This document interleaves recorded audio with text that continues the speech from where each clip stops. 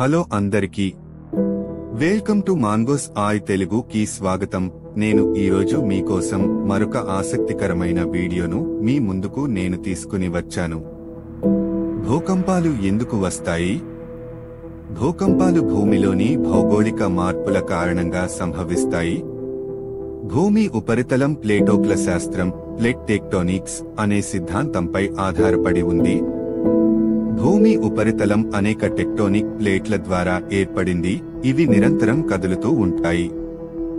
ఈ ప్లేట్లు ఒకదానికొకటి తాకినప్పుడు లేదా ఒకదానిపై ఒకటి ఒత్తిడిని కలిగించినప్పుడు అటు తరువాత ఆ ఒత్తిడి ఒక్కసారిగా విడుదల అవుతుంది. దీని ఫలితంగా భూకంపం సంభవిస్తుంది. మెయిన్ టాపిక్ వెళ్లే ముందు మీరు నా ఛానల్ని మొదటిసారి చూస్తుంటే దయచేసి సబ్స్క్రైబ్ చేసుకోండి మరియు నేను చేయబోయే వీడియోలు నోటిఫికేషన్ ద్వారా రావాలి అంటే బెల్ క్లిక్ చేయండి.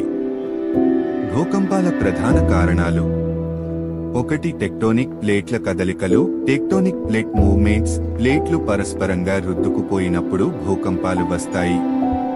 2. అగ్నిపర్వత విస్ఫోటనం. Volcanic eruptions. అగ్నిపర్వతాలు విస్ఫోటనం చెందినప్పుడు శక్తి విడుదలై భూకంపం రావచ్చు. 3. భూగర్భ గుహల కూల్చివేత. Collapse of underground caverns. లోపలి గుహలు లేదా బొరియలు కూలిపోయినప్పుడు చిన్న భూకంపాలు వస్తాయి. 4. భూగర్భ ధాతువుల మైనింగ్. మానవ కార్యకలాపాలు. Mining human activities. పెద్ద స్థాయిలో భూమిలో తవ్వకాలు, హైడ్రో ఫ్రాక్చరింగ్ లేదా అణు పరీక్షలు కూడా భూకంపాలకు కారణం కావచ్చు. ఇందుకు భూకంపాలు ఎక్కువగా వేసవి కాలంలో సంభవిస్తాయి. అసలుగా భూకంపాలు ఏ కాలంలోనైనా సంభవించవచ్చు.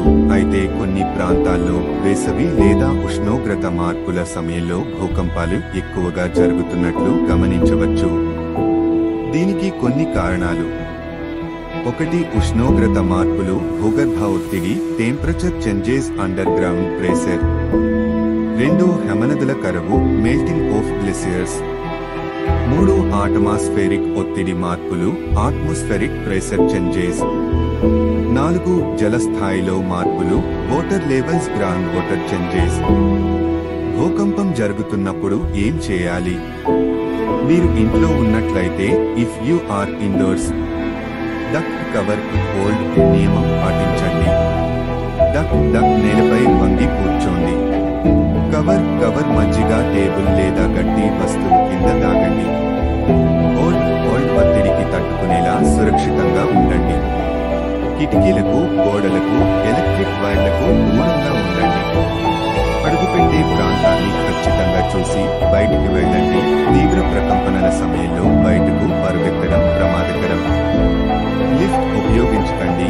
మెట్లు లేదా భద్రమైన మూలలు ఎంచుకోండి.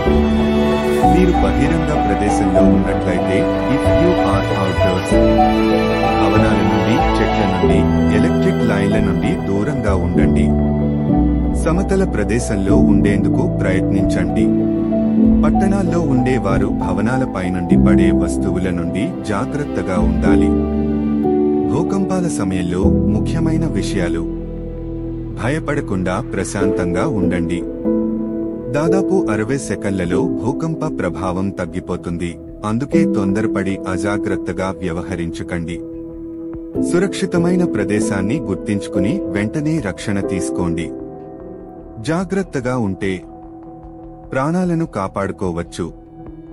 ఈ వీడియో మీకు నచ్చితే దయచేసి లైక్ చేయండి, షేర్ చేయండి అండ్ మరిన్ని ఆసక్తికరమైన వీడియోస్ కోసం మా మాన్గోస్ ఆయ్ తెలుగు సబ్స్క్రైబ్ చేయండి మరియు నోటిఫికేషన్ పొందడానికి బెల్ క్లిక్ చేయడం మర్చిపోవద్దు. అందరికీ ధన్యవాదాలు.